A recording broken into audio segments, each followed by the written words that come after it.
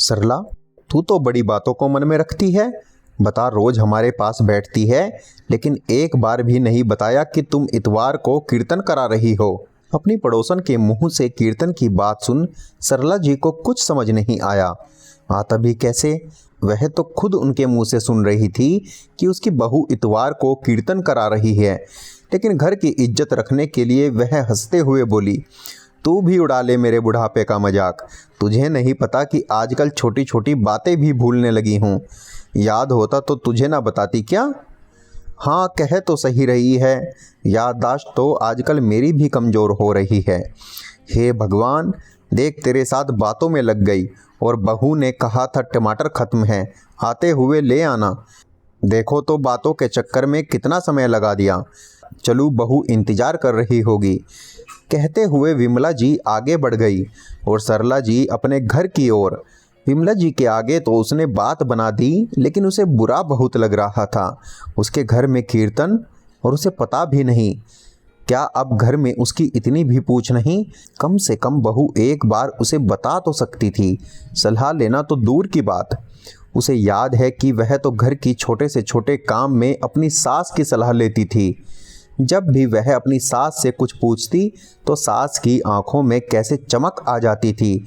वो चमक थी मान सम्मान की। उनकी सास भी तो अपने पूरे तजुर्बे के अनुसार उन्हें सलाह देती थी, लेकिन उनकी बहू उसके लिए तो सरला जी घर में फालतू सामान के अलावा और कुछ नहीं। हाँ, जब तक घर में सरला जी का बेटा होता तब थोड़ा बहुत दिखावा कर देती, लेकिन उसके जाते ही उनकी तरफ से अपनी नज़रें फेर लेती। सरला जी की पति की मृत्यु 2 साल पहले हो चुकी थी।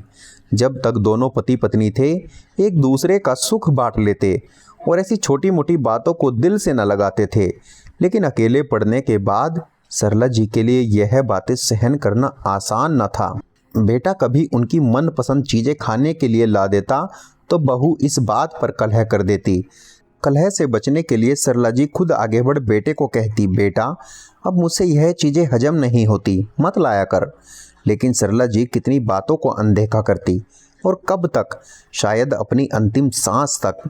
उन्हें पता था अब यही उनकी नियति है और घर में शांति बनाने का एकमात्र तरीका। लेकिन यह क्या, बहू खुद तो ऐसी ओछी हरकतें करती ही थी, अब अपने बच्चों को भी इस तरह की बातें सिखाने लगी।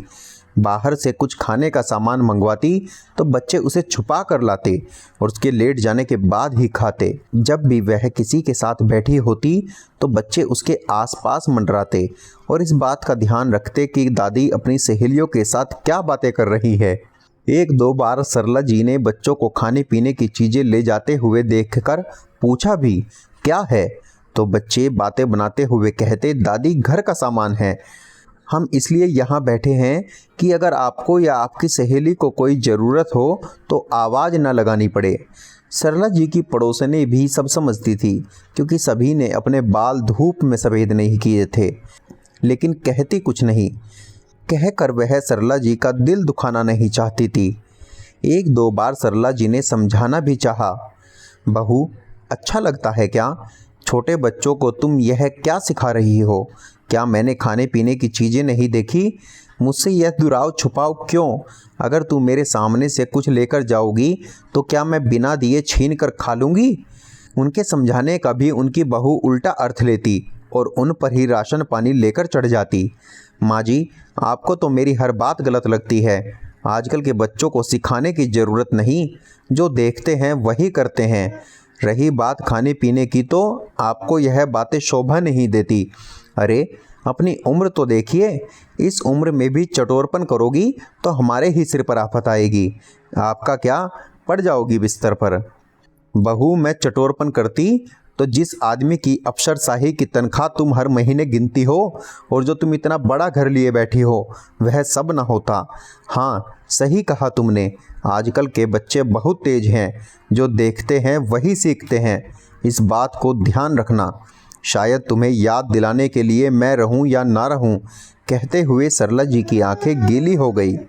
और इतने सालों बाद आज उनकी वही बहू इतने बड़े मकान के पिछले कमरे में अकेली थी। उनका वही लाडला बेटा जिसे उसने अपनी दादी से चीज़ें छुपा कर लाने की शिक्षा दी थी, उस पर पूरी ईमानदारी से अमल करता हुआ रोज़ अपनी बीवी के लिए खाने पीने की चीज़ों के अलावा कपड़े लत्ते लेकर आता है। हाँ, उसी अंदाज में जैसे उसे सिखाया गया था।